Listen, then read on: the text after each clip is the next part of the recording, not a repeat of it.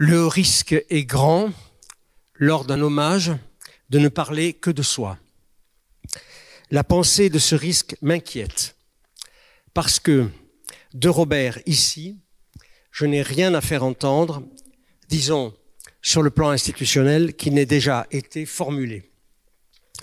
Si je peux ajouter quelque chose, Robert n'était pas insensible aux hommages. Nous sommes quelques-uns à le savoir. Un hommage, en ce lieu qu'il a tant aimé, oui, aimé, lui aurait procuré une grande joie. Il est donc à regretter que notre séance soit posthume. Quand il aurait tant souhaité que ce ministère, depuis des années, manifestât à son égard un peu d'attention, un peu d'écoute, alors qu'il pensait en être à peu près totalement ignoré. Il s'en plaignait avec la vivacité qu'il mettait en tout, puis passait à autre chose avec le peu d'inclination qu'il avait pour la fermentation des rancœurs. Cela mentionné, dans la brièveté qui convient, que dire alors qui est ici la moindre justesse? Il me resterait à évoquer notre amitié avec ce grand péril qu'au lieu d'honorer Robert, je me targue de l'honneur que me faisait cette amitié si forte. Naviguant entre ces écueils, j'essaie donc de dire un mot sur un point délicat qu'il faut traiter avec réserve. Je pense que Robert était animé d'une profonde vie spirituelle. Il ne s'agit pas de religion. Je n'ai pas le tempérament religieux et lui n'en montrait pas la moindre trace. Il avait reçu une éducation chrétienne, avait été l'élève des jésuites, avait collaboré jeune critique à la revue Études, mais c'est peu de dire qu'il n'en faisait aucun étalage au sens confessionnel. Sans rien renier, il égrenait quelques anecdotes assez rares. Lorsqu'il m'a dit qu'il avait commandé une messe pour ses obsèques, en un temps où il se portait bien, c'était avec une formule du genre « il m'a semblé qu'il fallait le faire ». Puis silence. Alors, en quel sens ai-je senti souvent, très souvent, cette vie spirituelle en lui? Je la dirais d'abord politique.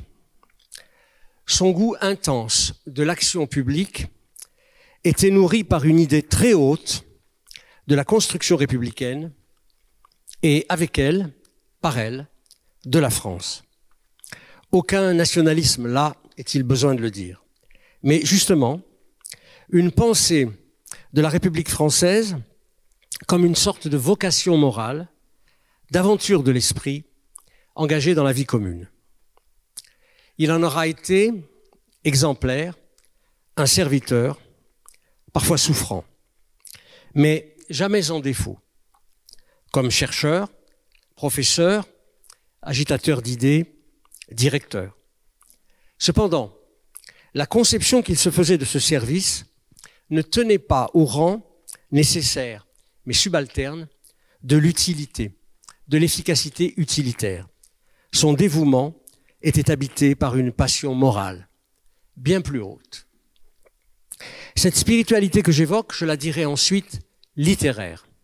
Robert était un homme de lettres, un homme des lettres, écrivain de grand style, s'interrogeant parfois sur le sacrifice qu'il avait fait de son écriture. Mais il avait des lettres, et donc du théâtre par les lettres, une conception jamais captive de l'esthétique. L'esthétique, on le sait, est l'interprétation de la beauté rapportée au sens. Et quant au sens, nous avons tant admiré avec jubilation son avidité, appétit de vivre, de rire, de lire, de parler et, ô combien, pratique de la joie devant la table.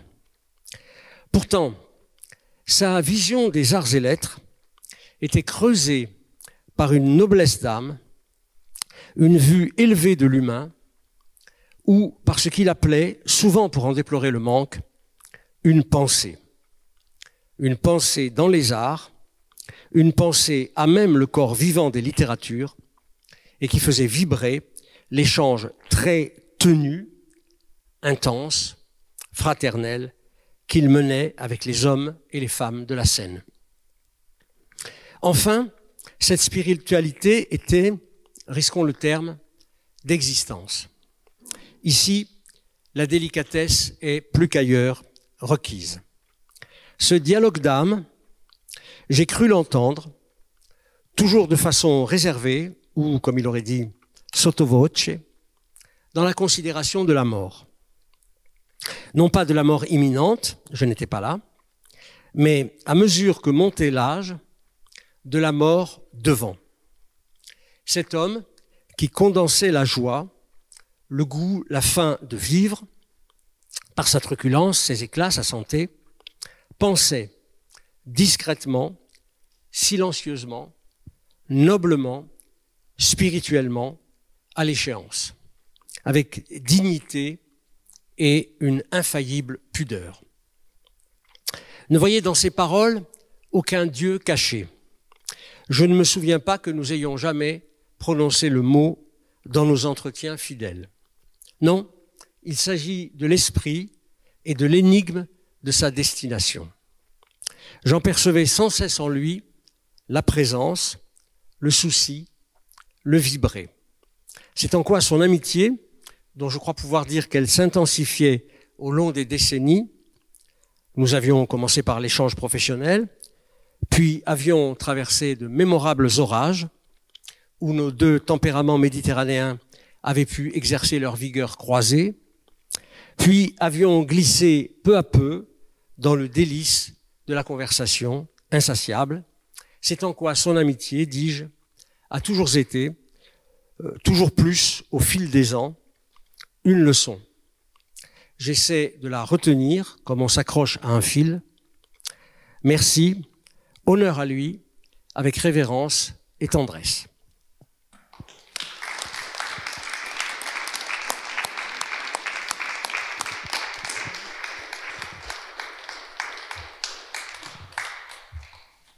Merci beaucoup, Denis. Alors, dans la grande tradition des colloques avec Robert Abirached, un hommage à lui ne peut pas défaillir sur ce point.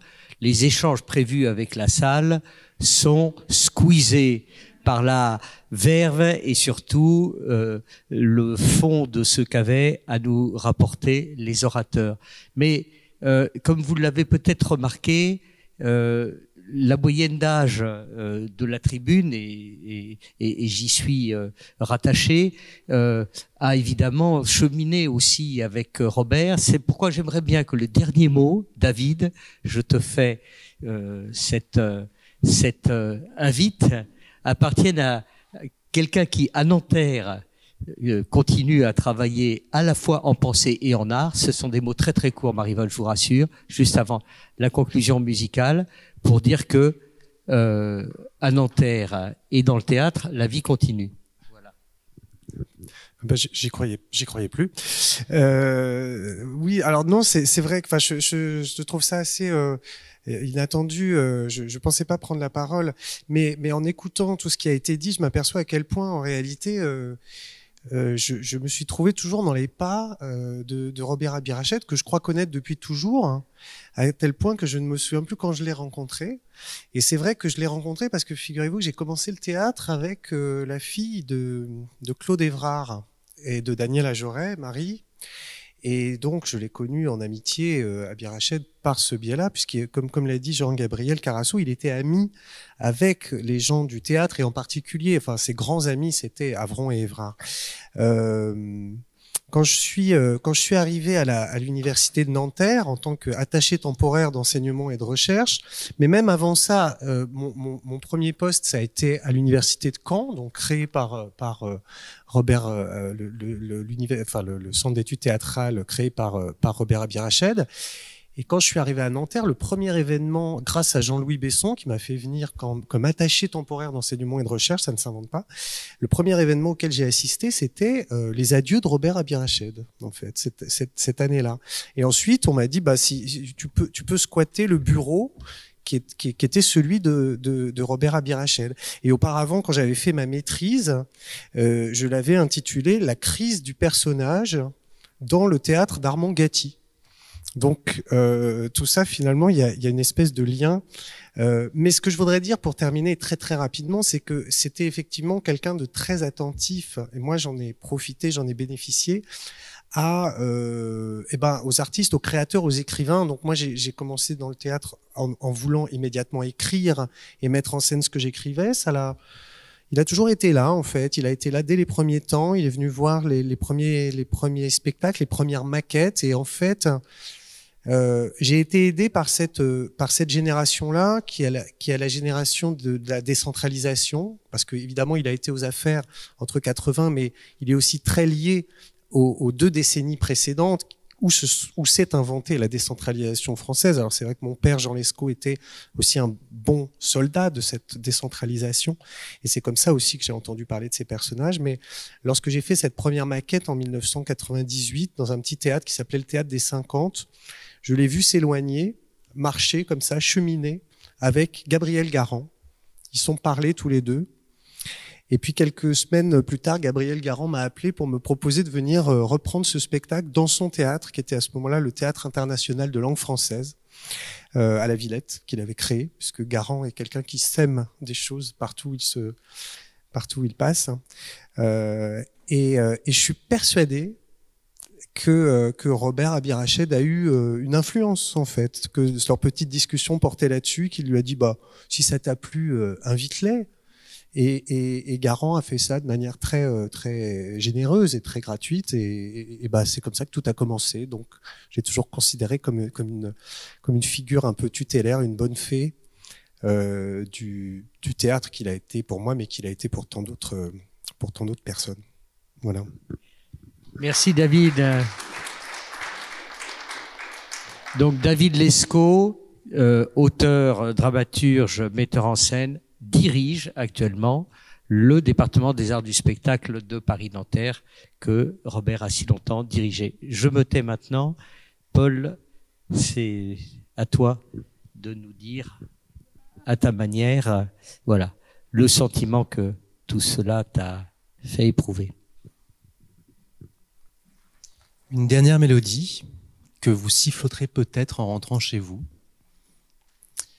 Amarcord, de Nino Rota toujours.